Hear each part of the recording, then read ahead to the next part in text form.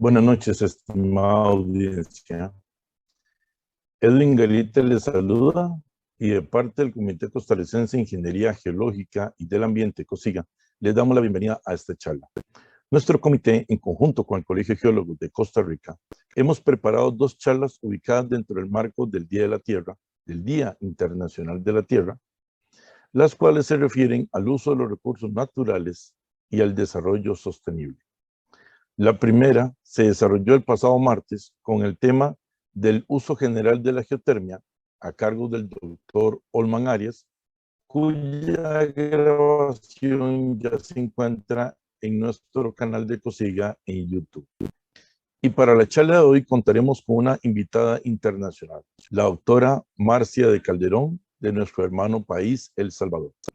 La charla que nos viene a compartir la doctora Calderón esta noche se denomina Evaluación del impacto urbano en la calidad y recarga del acuífero de San Salvador, una tarea fundamental en la gestión sostenible del agua subterránea urbana.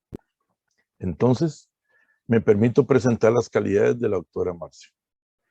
Ella es ingeniera civil y maestra en gestión de recursos hidrogeológicos por la Universidad de El Salvador, así como doctora en ciencias del agua por la Universidad Autónoma del Estado de México. Es profesora universitaria en materias relacionadas a los recursos hídricos, con más de 20 años de experiencia trabajando en el campo de la ingeniería del agua y la sostenibilidad de los recursos hídricos. Actualmente coordina la maestría en Ciencias de Gestión Integral del Agua en la Facultad de Ciencias Agronómicas en la Universidad de El Salvador. Su ámbito de investigación es principalmente la recarga y gestión del agua subterránea. Ha laborado en proyectos interinstitucionales relacionados con la gestión sostenible del agua en El Salvador, con temas de hidrología isotópica e hidrogeoquímica, evaluación de recursos hídricos y medidas de gestión del agua, entre otros. Aprovechamos la oportunidad para agradecer a la colega Ingrid Vargas por facilitarnos el contacto con la expositora. Sin más preámbulo, le concedemos la palabra a la doctora Marcia de Calderón con la exposición de su tema. Muchas gracias.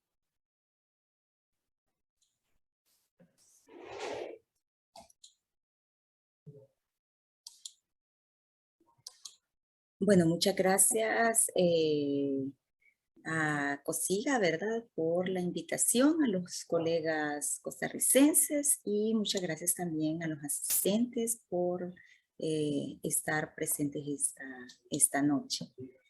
Los recursos naturales sin duda son sumamente importantes y su evaluación y gestión sostenible, pues sin duda lo son.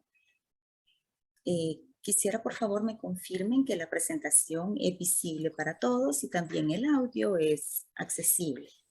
Sí, doctora, ambos son visibles y se escucha bien. Excelente. Bueno, como ya muy bien comentó el geólogo Garita, la charla que le voy a presentar se refiere a la evaluación del impacto urbano en la calidad de recarga del acuífero de San Salvador. Y definitivamente que esta es una tarea difícil, ¿verdad?, pero fundamental en la gestión sostenible del agua subterránea de un acuífero urbano como es la capital de nuestro país, El Salvador.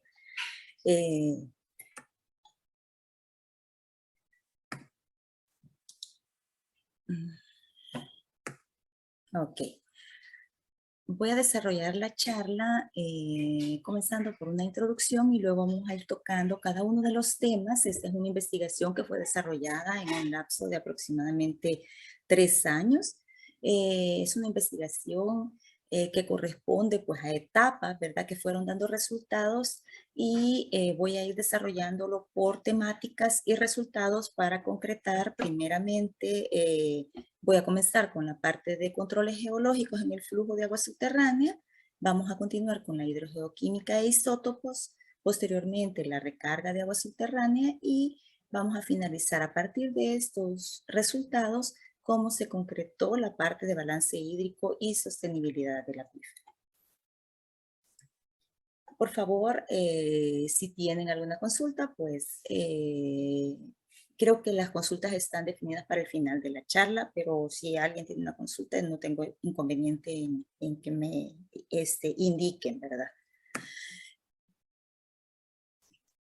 Comencemos por comentar que el enfoque tradicional del ciclo hidrológico nos involucra muy poco, ¿verdad? En lo que normalmente aprendemos. Generalmente estamos expuestos a la evaluación de ciclos hidrológicos e incluso en diferentes ejercicios académicos que he realizado, cuando solicito a mis estudiantes o a colegas, ¿verdad? Que trabajemos con esquematizar el ciclo hidrológico, la concepción que tenemos nos excluye del ciclo hidrológico. Y si nosotros solicitamos el ciclo hidrológico a través de las plataformas web, vamos a encontrar imágenes como las que tenemos en esta diapositiva. Son ambientes naturales, ¿verdad? Cuencas saludables, sistemas hidrológicos en equilibrio. Entonces, son condiciones que nos presentan una concepción irreal, ¿verdad? De la interacción humana con los sistemas hidrológicos. Prácticamente nos encontramos excluidos de estos ciclos.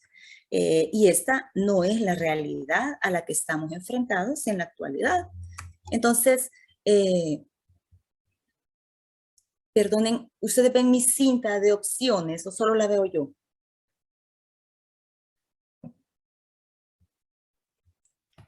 ¿A cuál cinta se refiere, doctora? Ok, no la ven, está bien.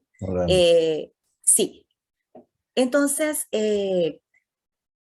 tenemos ciclos que están modificados por las actividades humanas en ambientes urbanos, tenemos acciones, ¿verdad?, que están impactando en los componentes del ciclo hidrológico, que se ven diferenciados seriamente por las acciones que nosotros realizamos, y entre ellas podríamos mencionar que existe recarga urbana, que existen descargas de aguas residuales a los cuerpos de agua, tanto superficiales como subterráneos, que siempre tenemos recarga directa, pero se ve reducida por los efectos del urbanismo, ¿verdad? Y el avance urbano. También tenemos sistemas de agua importada que transportan agua desde zonas hidrológicas diferentes hacia zonas urbanas que lo están requiriendo, con el consiguiente modificación de la calidad, de la cantidad en ambas cuencas. Entonces, dentro de la problemática que todas estas interacciones generan, presento en la pantalla algunas como son la parte del aumento de la escorrentía superficial, llegan a haber efectos como la subsidencia, el descenso en los niveles piezométricos por el avance de las extracciones, ¿verdad? Tenemos modificación en los patrones de lluvia y sin duda todo lo que implica avanzar en la explotación de los acuíferos y profundizar en su aprovechamiento, ¿verdad? En profundidad, ¿no? Significa aumento en los costos de bombeo. Y eso encarece cada vez, indica un sistema que está perdiendo el equilibrio, pero a la vez encarece los costos, ¿verdad? Del bombeo. Entonces, ¿qué respuesta proporcionan estos sistemas a todas estas presiones a las que nosotros los sometemos? Bueno, de manera simplificada, acá presento 3 esquemas con las ecuaciones simplificadas del balance hídrico, en donde tenemos bajo el primer esquema un sistema en equilibrio con sistemas acuáticos dependientes que están recibiendo digamos que están supliendo las necesidades de agua que se les están ofreciendo en un sistema en equilibrio. Los niveles oscilan dentro de los rangos que normalmente podrían estar moviéndose, y pues la ecuación del ciclo hidrológico con las componentes fundamentales o básicas, ¿no? Se mantienen, si nosotros decimos que la recarga, pues es la diferencia entre la precipitación y las componentes de la salida, ¿verdad? En donde está la evapotranspiración, la escorrentía y el cambio en la humedad del suelo.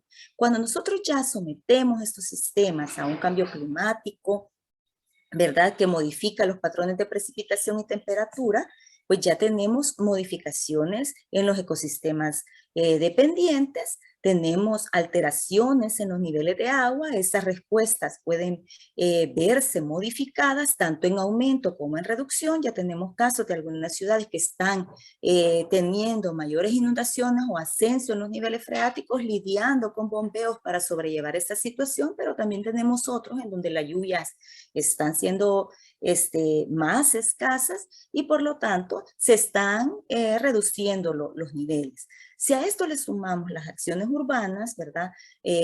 O humanas, perdón, tenemos entonces que las extracciones por bombeo para suplir las necesidades que se están teniendo, pues generan todavía mayor estrés en los ecosistemas acuáticos, pueden llegar estos sistemas a desaparecer en algunos casos y creo que más de algunos de nosotros nos hemos encontrado con esta situación y las componentes del ciclo hidrológico se ven modificadas. Ya la recarga ya no solo está conformada por una recarga natural, ya también tiene una recarga urbana. Y de igual forma, ¿verdad? Las salidas pueden estar presentes a través de diferentes componentes que podríamos estar teniendo, como por ejemplo agua exportada en este caso, ¿no? De alguna de las cuencas.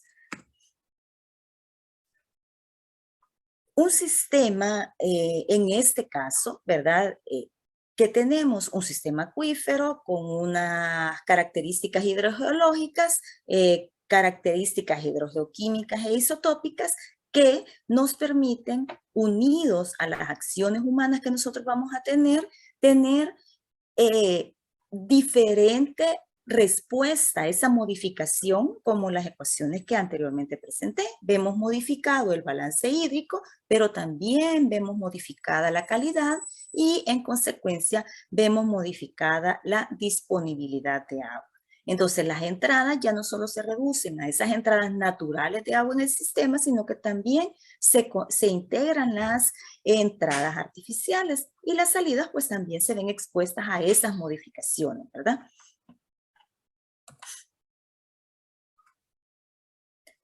Bajo esta perspectiva, lo que tenemos entonces como objetivo del trabajo que se desarrolló fue elaborar un modelo conceptual del acuífero urbano de San Salvador para analizar su sostenibilidad e identificar esquemas de manejo sustentable del recurso en consonancia, ¿verdad?, con los objetivos globales del desarrollo económico y social de la región. Esto implica prácticamente una evaluación de la sostenibilidad de un acuífero urbano. El área de estudio, entonces, corresponde al acuífero de San Salvador, la capital, ¿verdad?, de El Salvador. Es un área de 362 kilómetros cuadrados. Tenemos, al igual que la mayoría de la región centroamericana, volcanes activos. Tenemos en este caso el volcán de San Salvador, que se encuentra en el sector suroeste. Tenemos el lago de Ilopango, que se encuentra en el sector sureste, ¿verdad? Ambos son estratovolcanes. Tenemos accidentes geográficos importantes en la zona. Un 40% de esta agua del acuífero suple a la misma área metropolitana de San Salvador y el resto es un agua suministrada por sistemas de importación, ¿verdad? Que vienen tanto de otra cuenca que está al poniente del volcán de San Salvador y el río Lempa que nos suministra agua, digamos, agua superficial tratada, ¿verdad? Que viene desde otros municipios a través de sistemas de bombeo y rebombeo para llegar hasta la ciudad. Entonces, tenemos una zona climáticamente con precipitaciones que varían entre 1.731 a 2.120 milímetros al año, una temperatura de 14 grados centígrados a 24.4 y definitivamente hay conflictos presentes en la región por la escasez de agua, ¿verdad? Si nosotros vemos las cantidades de lluvia que tenemos, pues no es un problema simplemente de deficiencia de precipitación, sino que también tenemos un problema de escasez, ¿verdad?, económica de agua que no nos permite resolver nuestros problemas de la mejor manera. Pero evaluando el acuífero en sí mismo, pues tiene una importancia fundamental para el acceso al agua de los capitalinos, ¿no?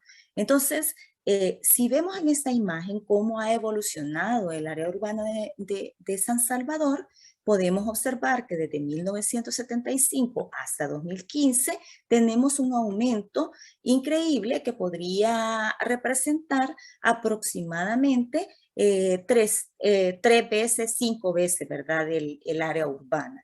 Tenemos un aumento que nos representa demanda de agua de esta población pequeñita que teníamos en 1975, en donde tenemos como 6 veces multiplicada la población para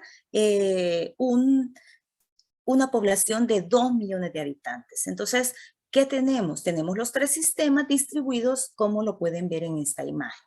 El sistema Las Pavas corresponde al agua superficial y el sistema Zona Norte y el acuífero de San Salvador, pues a agua subterránea, ¿verdad? Tanto de pozos como o descarga de agua subterránea a través de manantiales. Entonces vemos que el acuífero de San Salvador es una de las fuentes principales que suplen al área metropolitana, ¿no? Y hemos visto también que el suministro total ha estado reduciéndose en este último periodo analizado hasta 2016 debido a un descenso en la producción de principalmente el sistema Zona Norte, que es agua superficial, ¿verdad? Ahora se supone que ya esa situación se va a mejorar porque ya se intervino este sistema. Pero vemos lo delicado que es nuestro suministro debido a las diferentes fuentes que tenemos. La geología de la región pues está conformada, como les decía, por materiales jóvenes. Entonces tenemos piroclastos en este sector, tenemos la parte del estratovolcán con lava, ¿verdad? Interestratificadas con piroclastos, y hacia esta zona tenemos materiales más consolidados como lo son unas tobas, ¿no? Entonces acá tenemos materiales más antiguos, aquí los más jóvenes, y acá tenemos materiales también un tanto más antiguos. El mapa hidrogeológico establece el que teníamos para la región. Ahora tenemos uno más reciente, pero les estoy poniendo este, que fue con el cual se partió para el estudio. Tenemos entonces un acuífero poroso que se limita a lo que establece la geología superficial, y un acuífero fracturado conformado, ¿verdad?, por estos materiales de flujos lávicos que están presentes en el volcán de San Salvador. Entonces, las actuales mapas hidrogeológicos que recién se acaban de elaborar el año pasado están en proceso de ser publicados, ¿verdad? Y están en una escala de 1 en 25.000, 1 en 50.000, perdón. Tenemos acá el acuífero fracturado que está llegando hasta esta región, y hemos dado aportes a partir de estos estudios que tenemos para poder mejorar este mapa. Entonces, ¿cómo se abordó la problemática de poder caracterizar y evaluar esta sostenibilidad del acuífero? Bueno, primero se construyó un modelo estratigráfico, ¿verdad? Un modelo hidroestratigráfico que nos permitió evaluar el control geológico en el flujo de agua subterránea. Luego se trabajó una evaluación hidrogeoquímica y de isótopos que nos proporcionó aquella evaluación de los flujos preferenciales, distinguir las zonas que evidencian recarga urbana y aquellas que no la tienen tan evidenciada en este momento, no la evidencian en este momento. Posteriormente se evaluó mediante un balance de humedad de suelos y un balance de masa de cloruros la recarga natural de agua subterránea, ¿verdad? Y cómo esta variaba espacial y temporalmente. Y a partir de estos 3 como grandes módulos que se trabajaron, pues se llegó a elaborar un balance hídrico del acuífero urbano, a hacer una conceptualización de cómo se comportaba hidráulicamente el acuífero y cuáles eran sus componentes del balance, para finalizar cuantificando la recarga urbana, que era un reto que se tenía pues desde hace mucho, ¿no? Entonces, a partir de toda esta información, se llegó a construir el modelo conceptual del acuífero para poder evaluar la sostenibilidad que tiene, ¿no? Veamos entonces cómo se trabajó. Primeramente, hablemos de los controles geológicos en el flujo de agua subterránea. Acá lo que se hizo fue construir un modelo hidroestratigráfico a partir de la información de una serie de pozos, arriba de 50 pozos, perfiles, ¿verdad?, geológicos de informes de perforación de pozos que se tenían para la región. Se hizo todo un depurado de información en base a criterios de calidad y a partir de ello se fueron interpretando todas estas columnas litológicas para poder construir, para poder entender, ¿verdad?, cuál era la distribución de los materiales en profundidad. Entonces, todo este trabajo se realizó primeramente con Rockworks para poder desarrollar ese modelo tridimensional que resulta, si bien es cierto, en una información muy valiosa, pero que necesita ser interpretada o reinterpretada para poder construir realmente estos perfiles. Rockworks trabaja con la distancia cuadrática inversa para poder hacer las interpolaciones y poder generar ese modelo hidroestratigráfico. Finalmente, de esta información ya analizada, se logró comparar con los perfiles y poder interpretar y reinterpretar cómo se estaban haciendo, hacer los ajustes necesarios para poder llegar a simplificar, ¿verdad?, ese modelo de tal forma que pudiésemos tener perfiles hidroestratigráficos de cuáles eran estas unidades hidrogeológicas que estaban albergando, ¿verdad?, el flujo de agua subterránea en el acuífero. Además de ello, considerando que nosotros tenemos un acuífero caracterizado por materiales porosos y materiales fracturados, se evaluó cómo las fallas estaban influenciando este flujo de agua subterránea. Se evaluó entonces, se tomó el criterio de que la distribución de los pozos, ¿verdad?, con tasas de bombeo cuya conductividad hidráulica en la falla superara 10 valores de la conductividad hidráulica de la unidad hidroestratigráfica caracterizada, pues se considerasen como conductos, es decir, aquellos pozos cercanos a la falla con conductividades más elevadas que aquellos pozos en esa misma unidad hidroestratigráfica la superase, ¿verdad?, eran consideradas como conductos, mientras que si lo que teníamos eran afloramientos en zonas de fallas o sobre todo afloramientos de manantiales con caudales elevados y las direcciones de flujo nos indicaban que había precisamente ese cruce, ¿verdad?, en el flujo de agua subterránea, pues se estaban considerando como barreras de flujo. Entonces, debido a la falta de datos, la profundidad de las fallas pues no pudo ser considerada a un nivel de detalle. Entonces, logramos construir perfiles hidroestratigráficos de la región a partir de los datos obtenidos en los pozos, como les comentaba. Una de las cosas importantes dentro de estos hallazgos que obtuvimos es precisamente que, por ejemplo, pozos se pudo llegar a entender porque algunos pozos que no estaban tocando los materiales más productivos, pues definitivamente se habían secado. Este es el caso de este pozo número 28, ¿verdad? Acá. Otros pozos que precisamente se profundizaron mucho, pero que los acuíferos no son tan permeables, no tienen una alta conductividad hidráulica, pues también estaban presentando problemas. Y se puede entender hasta con la información que se ha proporcionado hasta dónde deberían de estarse perforando, ¿verdad?, estos pozos. Entonces, otro elemento importante es que los materiales piroclásticos sí estaban subyaciendo a los materiales fracturados. Y podemos ver, por ejemplo, en este caso, que algunos de los pozos sí se encuentran todavía aprovechando parte del material fracturado, pero que ya están bastante en el límite de poder caer en la zona de piroclastos. Esta que está acá, o de los materiales porosos, ¿verdad?, para uniformizar. En este caso, lo que ocurriría es que si descienden los niveles por debajo de la parte fracturada del acuífero, pues las conductividades hidráulicas se reducen y por consiguiente la productividad de los pozos es probable que también se vea reducida, ¿verdad? Eso sería como algunos de los hallazgos más relevantes en ese sector. En este caso, se evaluó, como les decía, las conductividades hidráulicas, ¿verdad? Que tenemos acá los rosa, celestes y verdes relacionados, los círculos con materiales fracturados y los rombos rojos relacionados con materiales porosos. Podemos ver cómo la parte del acuífero fracturado se predomina en este sector con altos caudales. El tamaño de la figura geométrica indica ¿verdad? La conductividad y también podemos ver cómo los manantiales están alineándose con los ríos importantes. Este es el río llamado Acelguate, que es como el río principal de la cuenca, ¿verdad? Y este es el río Tomayate. Y están alineándose con estos ríos y hacia acá están desapareciendo los manantiales, principalmente los manantiales de alto flujo, ¿verdad?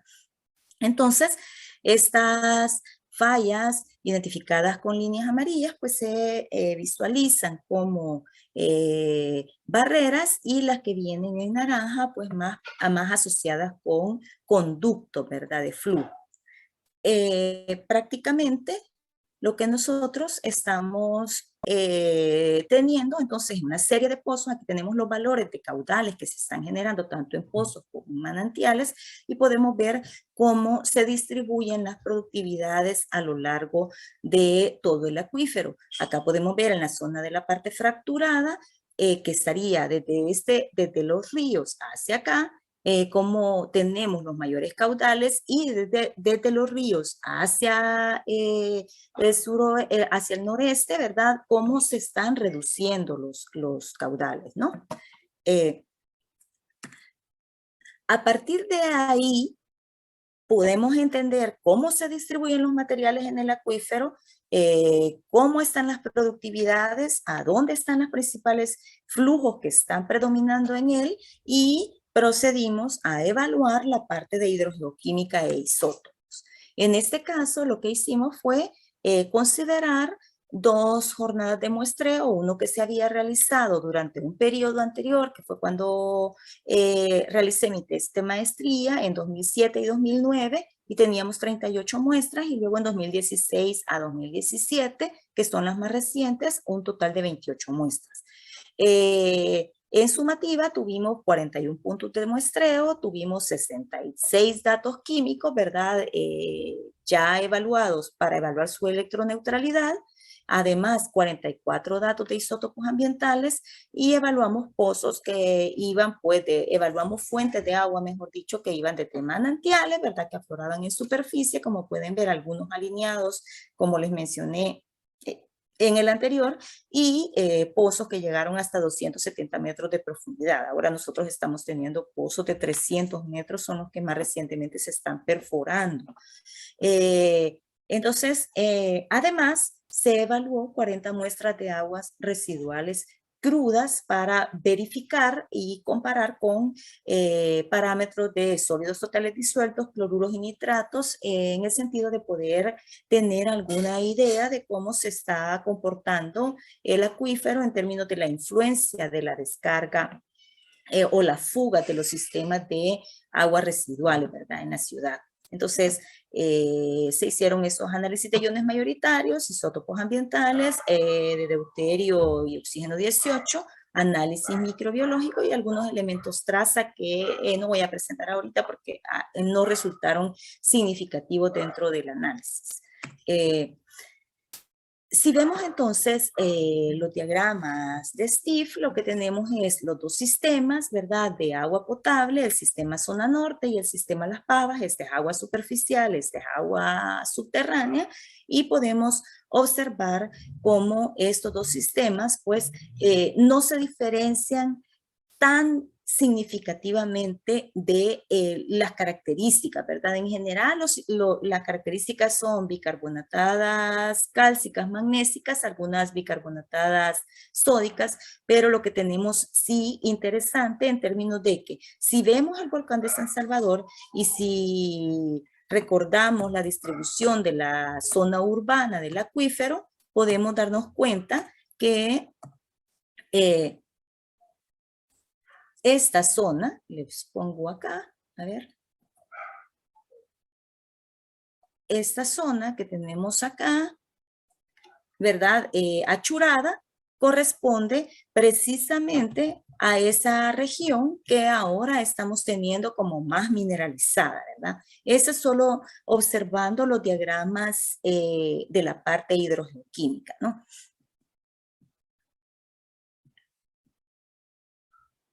Sin embargo, las zonas que están más adyacentes a las zonas, digamos, de flujo menos urbano, tenemos aguas mucho menos mineralizadas porque no están directamente relacionadas con la parte de la ciudad. Entonces podemos ver que se replica el comportamiento de estas aguas, ¿verdad? En este sector. Y justamente corren por esta zona, ¿verdad? Entonces, lo que tenemos entonces es estos sistemas menos mineralizados, ¿verdad? Acá en el sur y en el norte, mientras que la parte central, que corresponde justo con la zona más antigua de la ciudad, pues se observa mucho más mineralizada. Entonces, diferenciamos en este caso 4 grupos principales, ¿verdad? Y el grupo C evidencia la mayor mineralización. Ojo con esto. ¿Qué pasa con la parte de los análisis de los parámetros químicos del agua? Podemos observar cómo la recarga directa, ¿verdad? Que corresponde a estos grupos A, B y D, que les comentaba, se encuentra con bajos valores de cloruros, bajos valores, digamos, los rangos de oxígeno 18 varían dentro de los rangos normales, y luego lo que tenemos es unas aguas, ¿verdad? Que ya no se parecen en el grupo C, que ya no se parecen en cuanto a sus concentraciones de cloruros a las aguas de esta recarga directa por precipitación o que fueron interpretadas con esas características, sino más bien que aumentan sus concentraciones de cloruros de manera importante comparadas con estas aguas al principio, ¿verdad? Entonces, vemos también que oscilan, ¿verdad?, en los mismos valores de tal forma que no están mostrando tanta diferencia con respecto a sus orígenes, ¿verdad? Que serían como aguas que ya fueron modificadas químicamente. Si lo vemos, el oxígeno 18, de igual forma, comparado con los nitratos, vemos un comportamiento bastante similar en ese sentido y podemos observar cómo los nitratos de este grupo de aguas menos mineralizadas, pues se encuentran en valores bajos, pero hacia este grupo C, pues los valores aumentan y siempre varían los rangos del oxígeno 18 en los valores que le dan origen, ¿verdad? Entonces llegamos a tener valores tan altos como de 90.73 miligramos por litro de nitratos como nitratos, ¿verdad? Entonces, estas son evidencias de digamos, de la influencia que está teniendo el urbanismo en esta región. También observamos en cuanto a la comparación de las composiciones isotópicas de las muestras con respecto a la línea meteórica local, que tenemos bastantes o un grupo importante de muestras alineadas, ¿verdad? O distribuidas a lo largo de la línea meteórica local, que se parece mucho a la línea meteórica global. Y tenemos acá el grupo de manantiales pues ya sufriendo evaporación, ¿verdad? Que es algo bastante normal dentro de los manantiales, ¿no? Ahora, estos dos gráficos confirman las interpretaciones de los gráficos anteriores. Podemos observar cómo tenemos los cloruros versus los sólidos totales disueltos, y acá ya no solo comparamos las aguas del acuífero, sino que ya comparamos las aguas del acuífero entre sí mismas, ¿verdad? Sino que las comparamos con las aguas residuales que fueron analizadas en el río, que son muestras de agua de los ríos principales de la cuenca, que están obteniendo valores importantes, ¿verdad? De estos parámetros. Están bien elevados sus parámetros, pero las muestras del grupo C se encuentran, ¿verdad?, distribuidas con bastante parecido a lo que tenemos en este grupo. También tenemos el sistema Las Pavas dentro de estas características, ¿verdad? Como la parte importante, y es que el sistema Las Pavas en este grupo C es el principal abastecedor de esta región, ¿verdad? O sea, es la que dividida la distribución, podemos ver que está ahí.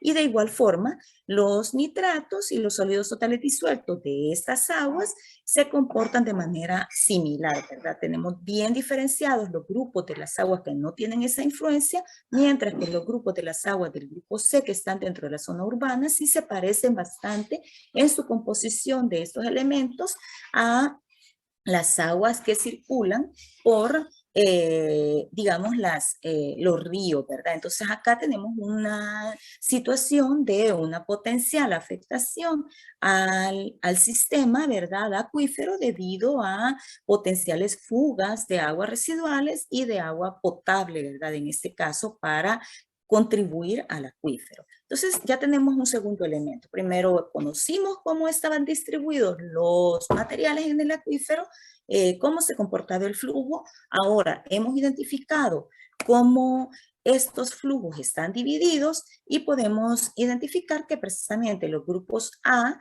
B y D pues ocurren desde diferentes orígenes de las zonas de recarga, ¿verdad? Sin tener demasiada influencia urbana. Es una recarga directa por precipitación, pero cuando los sistemas de agua importada entran en contacto, ¿verdad? Con las redes, entran en contacto con el acuífero, sobreyaciendo las zonas de este acuífero en la parte urbana, tenemos ahí fugas importantes del sistema de agua potable, pero también tenemos alcantarillados que pueden estar generando aporte, ¿verdad? De estos dos sistemas, y por lo tanto tenemos esta influencia de la parte urbana que nos genera las características hidrogeoquímicas del grupo C. Entonces tenemos ya identificadas como estas características y podemos decir a partir de ello que la recarga urbana es un componente, ¿verdad?, evidenciado dentro del balance hídrico del sistema.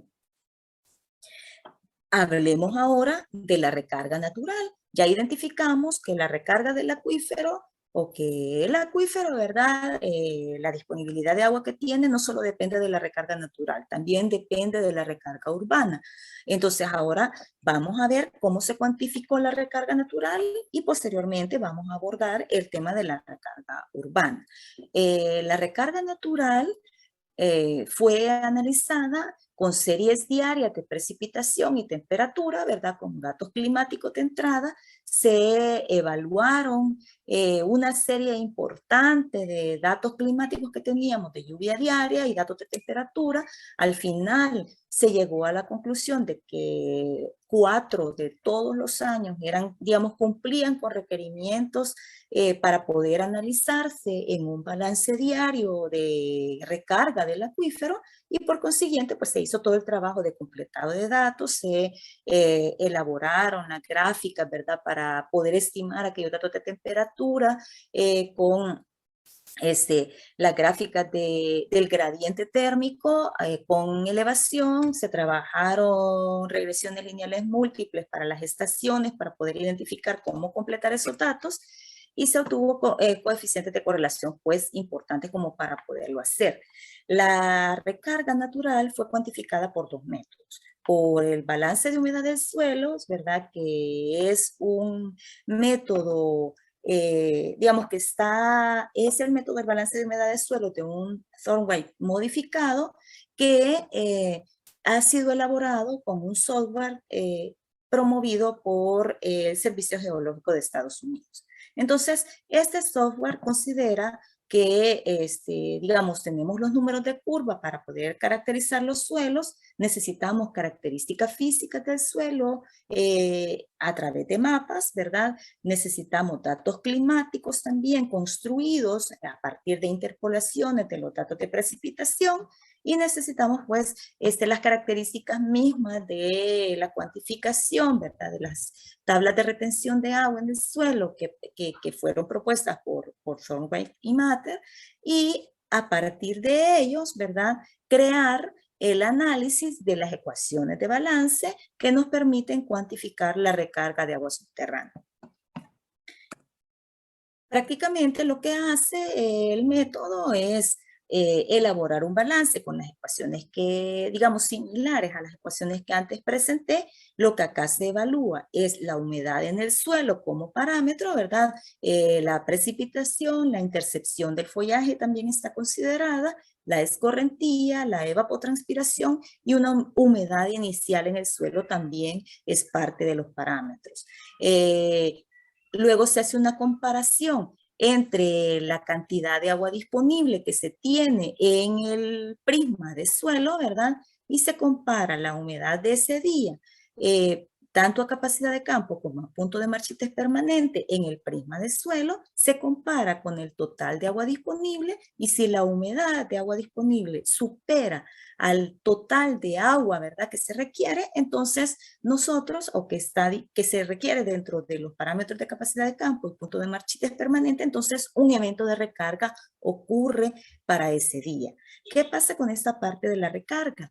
Pues simplemente analizar recargas a nivel diario se considera una, digamos, una mejora en la precisión de la cuantificación de la recarga, porque reduce, ¿verdad?, el nivel de error que puede generar las lluvias promediadas a nivel mensual. Entonces mejora en alguna medida la precisión y puede llegar a estimar con mayor confiabilidad, si los datos, por supuesto, lo permiten, ¿verdad?, la recarga de agua subterránea. Entonces se elaboraron los mapas de uso de suelo, se reclasificaron, que son requeridos para poder entrar en el análisis, ¿verdad?, de una manera más simplificada, o por grupos, digamos, agrupados en cuanto a las características hidrológicas, ¿verdad? Se hicieron los análisis y separación de los grupos hidrológicos de suelos a partir de mapas de textura que existen para el país. Se trabajaron los mapas dependientes a partir de un DEM de 10 metros y poder identificar a partir de ahí las direcciones de flujo en superficie, y además se trabajó la parte de la capacidad de retención de agua en el suelo, ¿verdad?, que sería como modificada pues de las características del suelo, ¿verdad?, obtenida a partir de las características del suelo y su textura. Entonces, con estos datos y todos los datos de los DEMS de lluvia y de temperatura máxima y mínima, se pudo hacer el análisis, ¿verdad?, y toda la configuración del balance para poder ser evaluada en el software, y se obtuvo valores de recarga para cada día de los 4 años analizados, que comprende de 2012 a 2015, y se obtuvo valores que varían de recarga entre 326 y 561 milímetros al año para la zona. Esto representa entre un 20 y un 27% de la precipitación. Definitivamente hay una recarga directamente dependiente de la precipitación, e importante el hecho de que no solo directamente dependiente de la precipitación, sino también dependiente de la intensidad de lluvia. ¿Y por qué decimos que directamente dependiente de la intensidad de lluvia? Bueno, porque si podemos observar, el año 2014 tuvo menos días de lluvia registrados, no obstante la cantidad de lluvia, este es el gris, la cantidad de lluvia que se reporta para ese año, o sea, hubieron eventos extremos, y los eventos extremos generaron cantidades de lluvia por arriba de los valores medios del grupo de años que estábamos viendo, ¿verdad? Este es el azul. Sin embargo, este año generó valores de recarga que fueron de los mayores, ¿verdad?, reportados para esta zona. Entonces, esta parte del aporte que están teniendo los eventos extremos de lluvias torrenciales también está siendo actualmente evaluado, y ya hay hallazgos al respecto con las características isotópicas. Un colega de ustedes, que es el doctor Sánchez Murillo, si no me equivoco, está trabajando con esa parte, y comentó la vez pasada que eso se estaba evidenciando, ¿verdad?, en la recarga de agua subterránea a partir de datos isotópicos. Por su parte, otros componentes del balance, ¿verdad?, como la intercepción, fue de aproximadamente el 9%, mientras que la evapotranspiración alrededor del 39% de la precipitación. Otros estudios para la región indican, ¿verdad? Que los valores, aquí un método por diferentes métodos, ¿verdad? Acá tenemos una separación de hidrogramas que coloca los valores medios de recarga en valores muy por debajo de los estimados en este estudio. No obstante, dos documentos, el balance de humedad de suelos mensual y multianual para este periodo de 1971 a 2001, estableció 319 milímetros por año, mientras que en el balance de humedad de suelos más reciente que elaboró el Ministerio de Medio Ambiente, pues establecieron 336. Nosotros obtuvimos entre 326 y 561. Entonces, con esto hemos logrado tener una cuantificación de la recarga de agua subterránea para el acuífero y podemos además, a partir de los resultados, verificar cómo hay variabilidad en la recarga por año. Entonces, años secos nos dejan recargas bastante bajas, mientras que años más húmedos, ¿verdad? Como este, nos dejan recargas más altas. Eso es lo que permite esa fluctuación hacerle frente, ¿verdad? Al cambio climático en los acuíferos, pues logramos almacenar cuando tenemos años húmedos, ¿verdad? Se recargan, mejoran los niveles, y cuando tenemos años secos, pues eso se reduce y tenemos esas oscilaciones, ¿no? Y podemos observar además que el volcán de San Salvador es uno de los principales contribuyentes, ¿verdad?, a la recarga de agua subterránea en la zona. Pero creo que también vale la pena mencionar cómo, digamos, el avance urbano está generando esa influencia sobre todo el acuífero, ¿verdad? Abarca una parte importante del área, del área que nos permite todavía seguir gozando de esa agua, ¿no? Entonces, el balance de masa de cloruros que compara, ¿verdad? La deposición total de cloruros en la superficie a través de la precipitación con la concentración de cloruros que tiene el agua subterránea, y nos permitió, ¿verdad?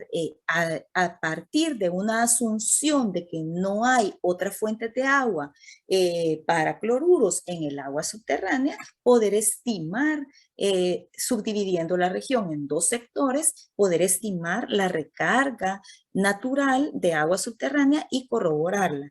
Autores como Escalón sugieren que la estimación por distintos métodos de la recarga de agua subterránea pues es sumamente importante, ¿verdad? Entonces, ¿qué obtuvimos acá? Lo que hicimos fue separar las muestras de agua alrededor de este sector, ¿verdad? Que no está impactado por el urbanismo, en la zona donde vimos que no teníamos tanto impacto, y a partir del análisis del balance de masa de cloruros, pues obtuvimos, ¿verdad?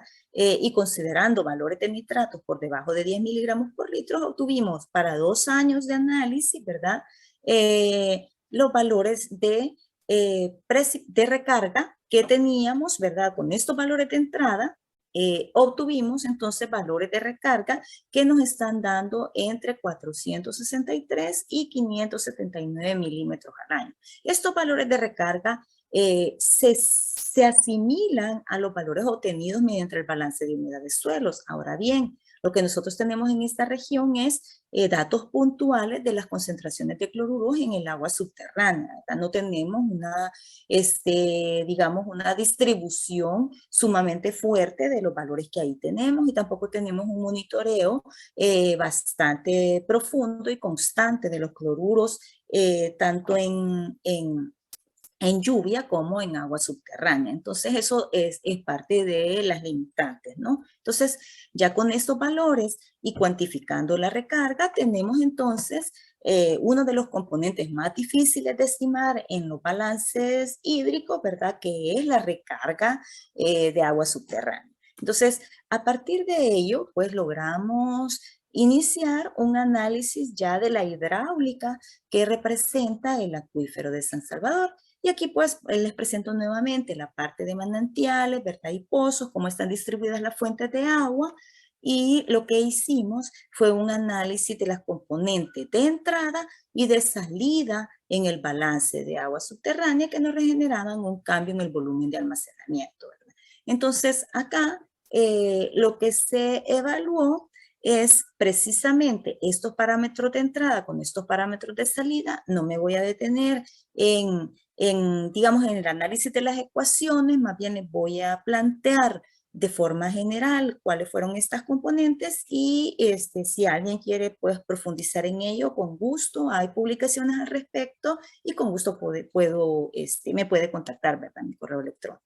Entonces, ¿qué tenemos? Un planteamiento, ¿verdad? De que si consideramos que el sistema está en equilibrio, en principio, ¿no? Lo que tenemos es para este acuífero urbano una recarga natural, una recarga urbana, un caudal de entrada que es externo, que tenemos unas salidas naturales, un bombeo y unas salidas fuera de la cuenca que serían también subterráneas, ¿verdad?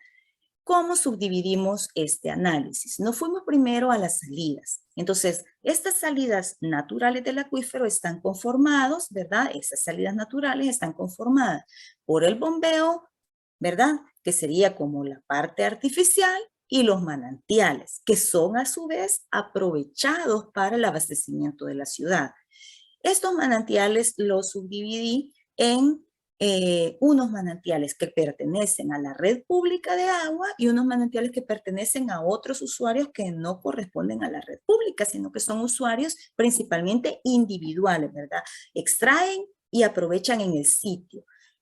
Por su parte, el bombeo, ¿verdad? También está subdividido en esos pozos de la red pública y otros pozos que son de otros usuarios. Entonces, ¿qué es lo que tenemos? Si nosotros replanteamos con estos elementos que conforman este componente de salida de agua subterránea, podemos ver que tenemos el bombeo, esos manantiales, ¿verdad? Que les acabo de comentar, los pozos y la salida de agua subterránea. Si agrupamos los pozos de la red pública y los manantiales, digamos, los abastecimientos de la red pública, tanto de pozos como de manantiales, y los abastecimientos de otros usuarios, tanto de pozos como de manantiales, lo que estamos obteniendo es unas salidas integradas por el caudal base del río. Lo que tenemos acá no es el caudal base, lo que tenemos adicional es las aguas de la red pública, las aguas de otros usuarios y las salidas subterráneas del acuífero. Entonces, estas aguas, ¿verdad?, de la red pública y de otros usuarios corresponden a las abstracciones de la red pública, ¿verdad? Son aprovechamientos y se caracterizan estas abstracciones de la red pública por tener pérdidas de agua significativas, mientras que las de otros usuarios, las pérdidas de agua pues se consideran despreciables porque son principalmente usuarios privados que el desperdicio para ellos significa dinero y por lo tanto cuidan que eso no ocurra, ¿no? Esta parte, tanto los usuarios de la red pública como otros usuarios generan aguas residuales que también afectan el balance urbano. Ok, ahora vámonos a las entradas. En las entradas tenemos la recarga natural, la recarga urbana, el caudal, ¿verdad?, de ingreso subterráneo y esta agua urbana, ¿verdad?, este ingreso a la red pública está subdividido, también lo evaluamos desde el enfoque de la red pública y otros usuarios, y lo que tenemos acá es un agua facturada que se conoce dentro de la parte de eficiencia de sistemas y un agua no facturada. Dentro del agua no facturada, lo que subdividimos son aquellas que pertenecen a las pérdidas comerciales, ¿verdad? Y las que pertenecen a las pérdidas físicas. Entonces, integrando estos elementos, lo que obtuvimos fue precisamente que el caudal de la red pública está conformado por la recarga urbana, ¿verdad? Esas abstracciones de otros usuarios y esta agua facturada, ¿no? Que son pérdidas comerciales, ¿verdad? Acá más el agua que está siendo facturada. Entonces, si nosotros nos vamos al planteamiento de los componentes siempre de la recarga urbana, establecimos factores que podrían asociarse con cada uno de estos componentes, ¿verdad?, de las aguas facturadas y las aguas no facturadas. Además, evaluamos el enfoque de las aguas residuales que se están descargando al río y que por lo tanto el caudal que circula por el río está conformado por el caudal base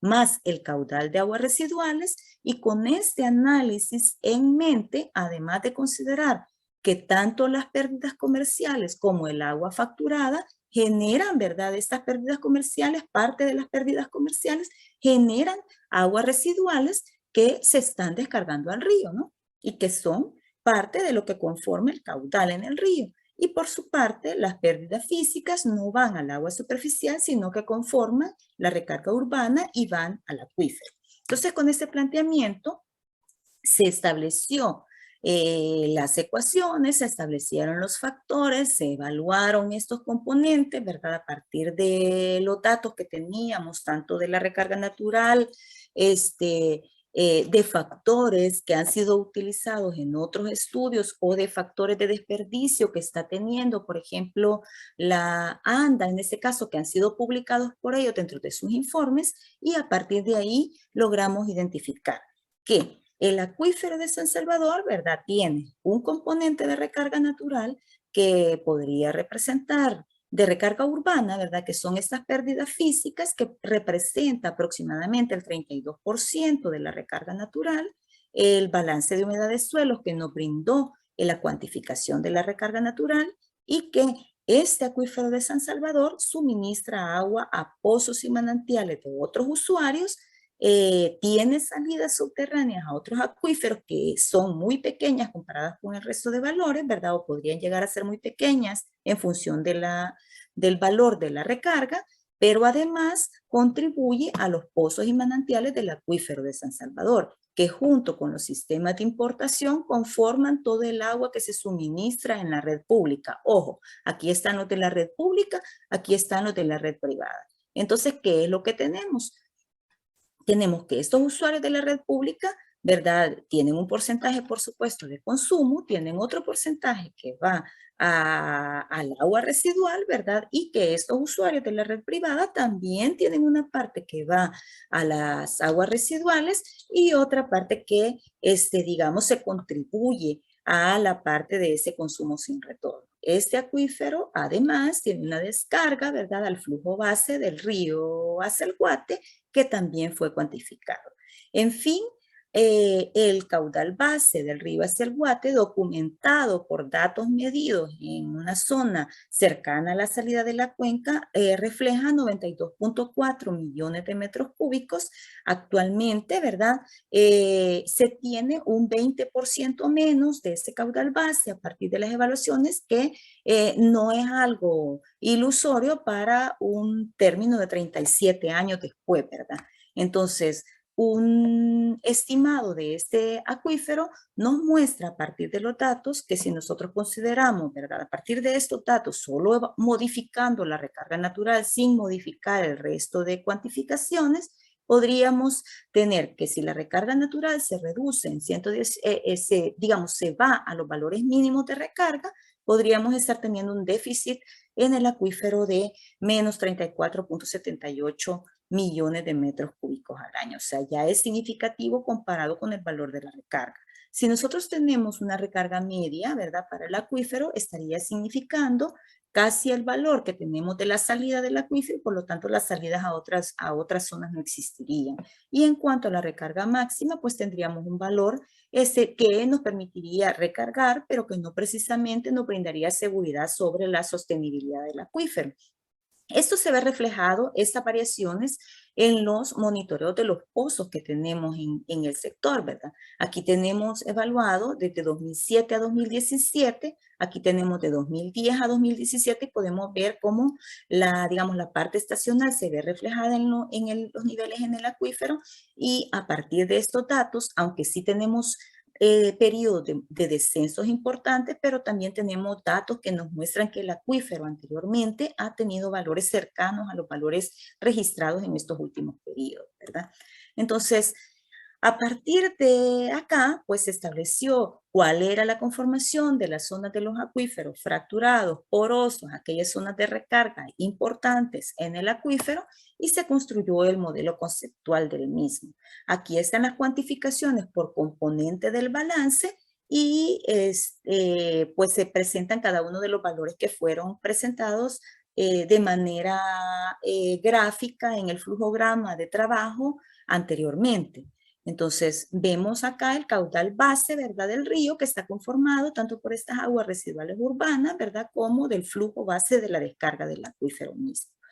Esta parte me parece sumamente importante y la considero importante porque si evaluamos el acuífero en sí mismo, podemos ver que existe y podemos concluir de una manera también un poco arriesgada que el acuífero se encuentra en condiciones que están indicando que, digamos, se comportan dentro de los márgenes aceptables. Ahora bien, si nosotros evaluamos por regiones de flujo, asociándolos por microcuencas, que el agua subterránea está indicando se comporta de una manera muy similar a la parte superficial de flujo, entonces acá se realizó el trabajo de evaluar cada una de las cuencas y los balances, ¿verdad?, tanto en los componentes de recarga por cada una de estas cuencas.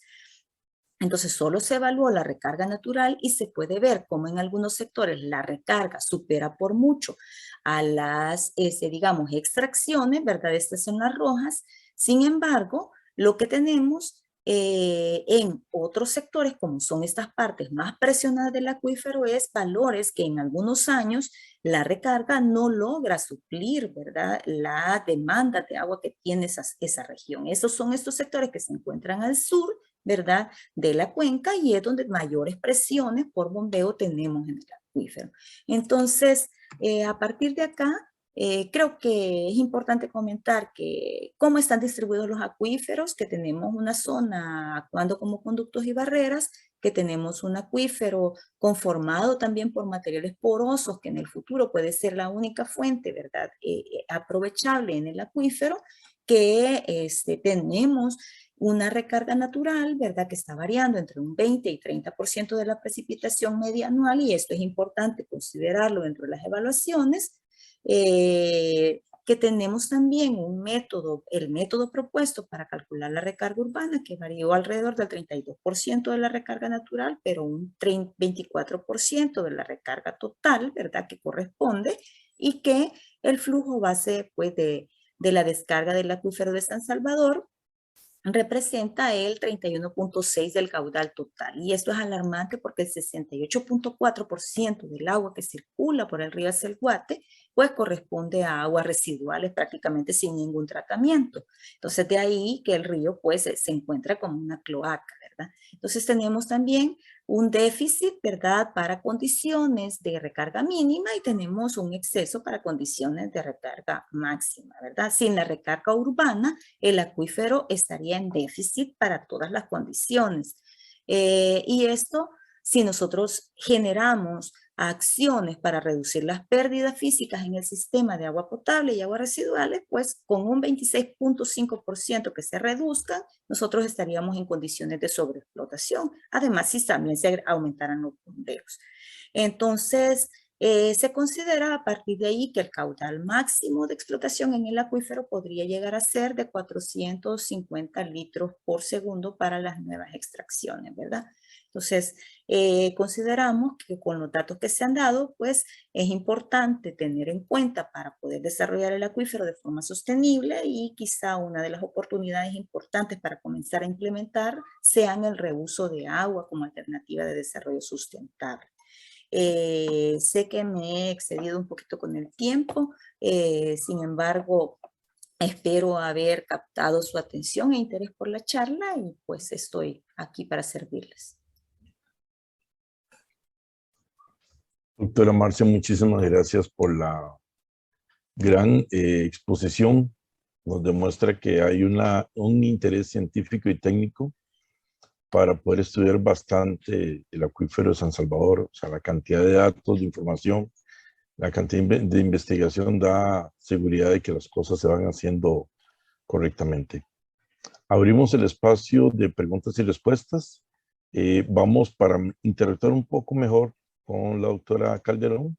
Las consultas las pueden hacer en vivo, o sea, habladas, no necesariamente escritas. Entonces, les invitamos a que hagan las consultas. Gracias.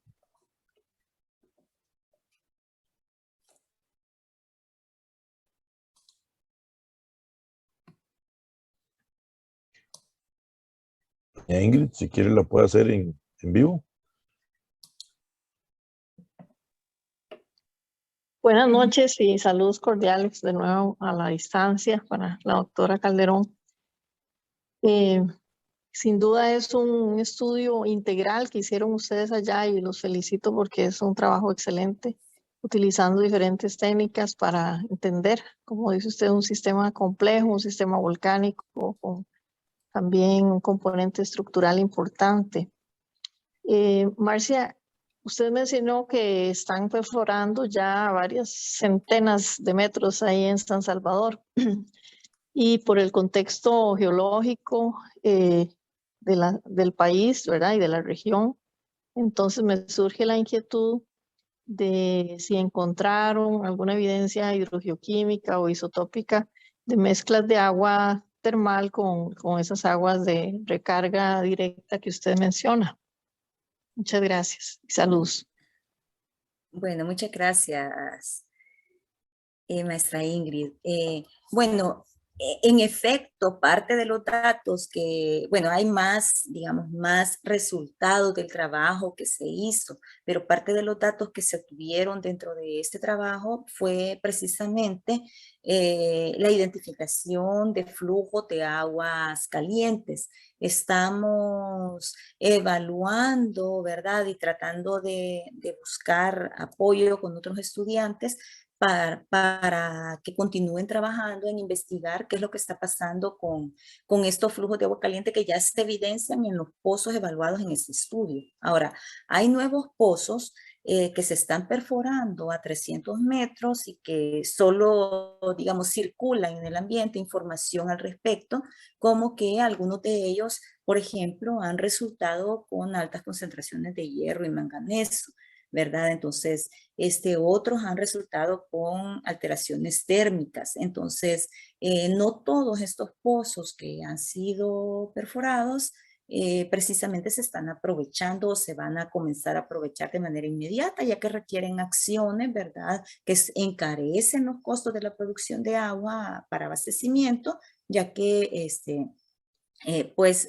requieren la remoción de elementos que se encuentran fuera de la normativa, ¿verdad? O pueden ser inaceptables por la población para su abastecimiento. Doctora Marce, tenemos una consulta desde el Facebook Live. Dígame. El colega Kenneth Bolaños consulta. ¿Son los nitratos y cloruros el único distintivo de las recargas naturales y urbanas? Sí. Bueno, no son los únicos distintivos, pero sí son distintivos importantes, porque los nitratos son indicadores de fuentes en zonas urbanas donde la agricultura no está presente, las fuentes de nitratos que podrían estar como ingreso, ¿verdad? Adicional a las características del agua subterránea, pues van a ser indicadores importantes de esa influencia urbana en el acuífero. Ahora bien, los cloruros también están indicando un aporte de las sales, ¿verdad? Que están presentes en la fuente de aporte a la recarga del acuífero. Entonces, nosotros dentro de nuestras actividades, por supuesto, agregamos contenidos de sales disueltas, dentro de ellos los cloruros, ¿verdad? En nuestra comida, como uno de los ejemplos, ¿no? A la parte de las aguas que utilizamos. Entonces las aguas, si nosotros caracterizamos, como vieron acá, las aguas residuales, generalmente, ¿verdad? Van a tener mayores concentraciones de cloruros que las aguas potables. Entonces, bajo este estudio se analizaron estos parámetros porque eran parámetros que se tenían disponibles para el estudio. No obstante, pueden evaluarse otros parámetros, ¿verdad? Asociados con las aguas residuales como trazadores y podrían perfectamente utilizarse para estas evaluaciones.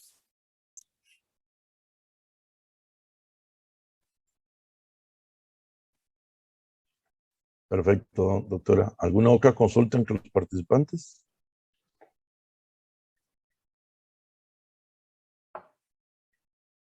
Y no hay problema, doctora, que se haya pasado en el tiempo. Ha sido una charla muy fructífera. Muchas gracias. Muchas gracias a usted. No sé si en este chat había una consulta. Sí, el colega Diego vamos a consultar que sí pudiese facilitar su correo electrónico para otras consultas Ah, posteriores. claro que sí. Déjeme ponérsela al final de mi lámina. Es marcia.barrera@ues.edu.sv, pero yo se los pongo aquí ahorita, ¿verdad? Perfecto. A ver, en el chat, ¿verdad?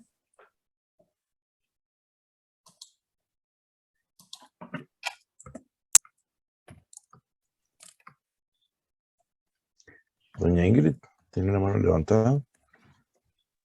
Gracias, bueno, yo estaba dándole espacio a otros, pero si no preguntan, pregunto yo. Es un trabajo sumamente importante, Marcia, y me surgen algunas inquietudes con respecto, usted mencionaba al hierro y el manganeso, pero ¿qué hay del fluoruro, por ejemplo, arsénico? ¿Encontraron algunos de esos elementos en algunos pozos o manantiales? Bueno, el acuífero, por su característica volcánica, de hecho, hay algunos análisis, estos los tenemos disponibles en el sitio eh, que presenta el Ministerio de Medio Ambiente, que es el SIGI, se los escribo acá, ¿verdad? En el sitio que presenta y se hace monitoreo de arsénico. Entonces, hay algunos pozos que tienen evidencia de contenido de arsénico, no obstante, las aguas que se entregan a la población pues ya no tienen esos contenidos tan elevados, ¿verdad? Ahora bien, dependiendo de la zona, así van a ser los contenidos. Yo no he tenido acceso hasta este momento a los análisis químicos de estos pozos, si no es posible, pues por ahora creo que no vamos a tener acceso a dichos análisis, pero sí es importante el hecho de que, bueno, la parte de hierro y manganeso está indicando unas aguas que que se están ya comenzando a ver como flujos más profundos, ¿verdad? Y por lo tanto de mayor tiempo de tránsito. Entonces, aprovechar esa aguas a esa profundidad también tiene implicaciones en el balance a futuro, porque son aguas que han tardado mucho en llegar hasta ahí para llegar a tener esas concentraciones de esos elementos, ¿verdad? Entonces, no, como le digo, no he visto, no sé de cloruros en este caso. Sé que flúor ha comenzado a aparecer en algunos pozos, pero no tengo datos, ¿verdad? Perfecto. Tenemos una consulta del colega Kenneth Bolaños del Facebook Live. Si quiere, don Kenneth, proceda.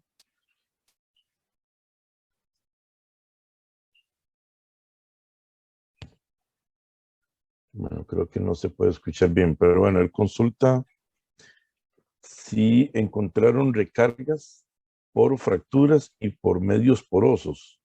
Entonces, ¿no podría haber acuíferos colgados, dadas las diferencias de velocidad?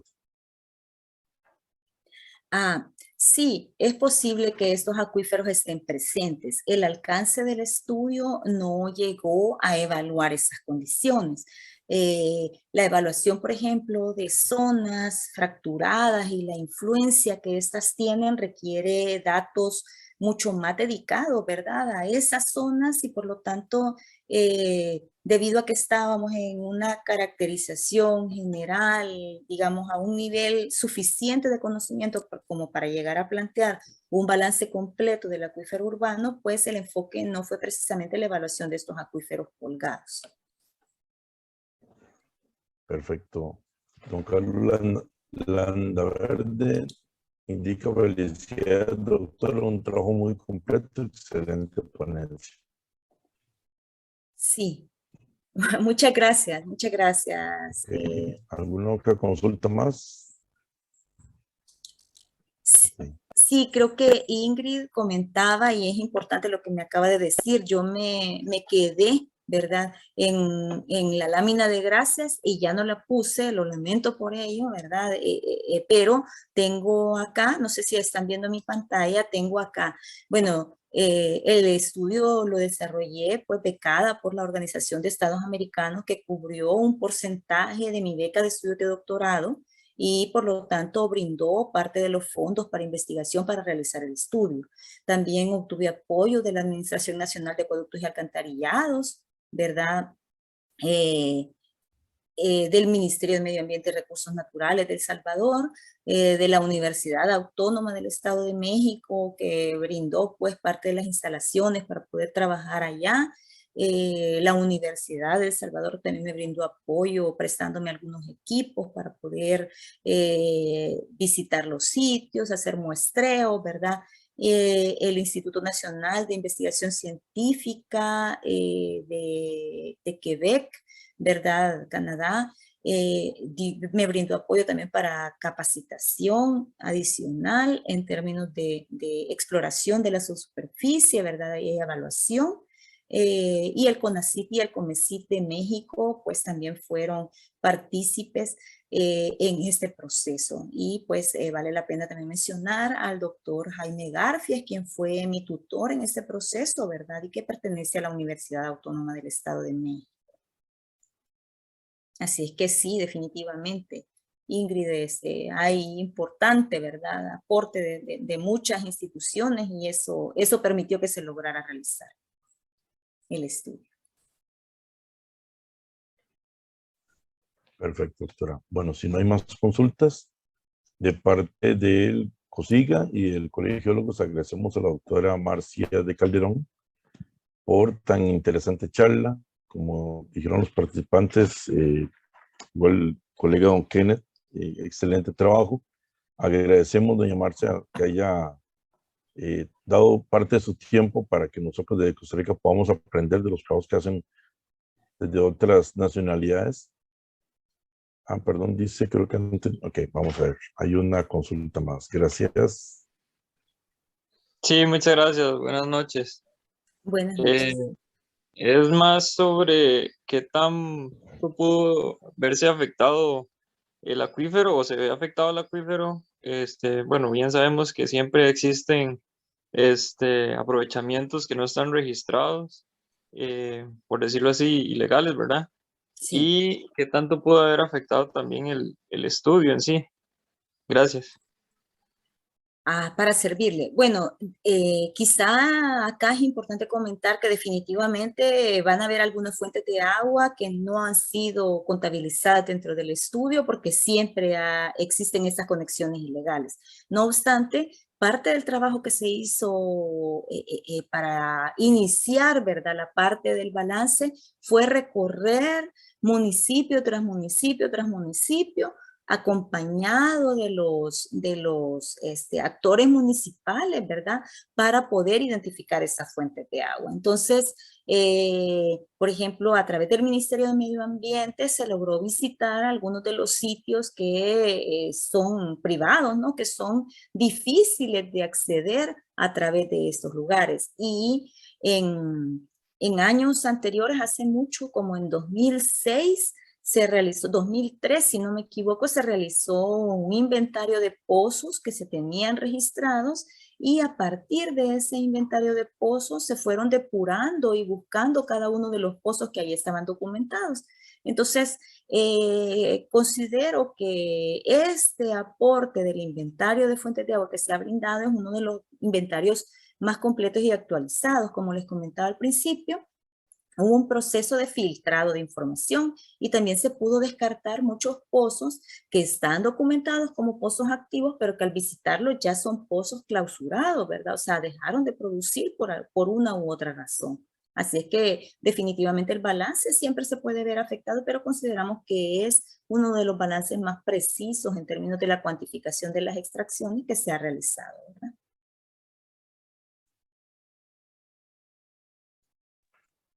De acuerdo, muchas gracias. Ok.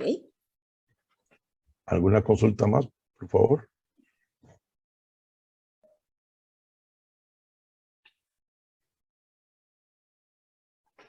Bueno, entonces, ya para el cierre,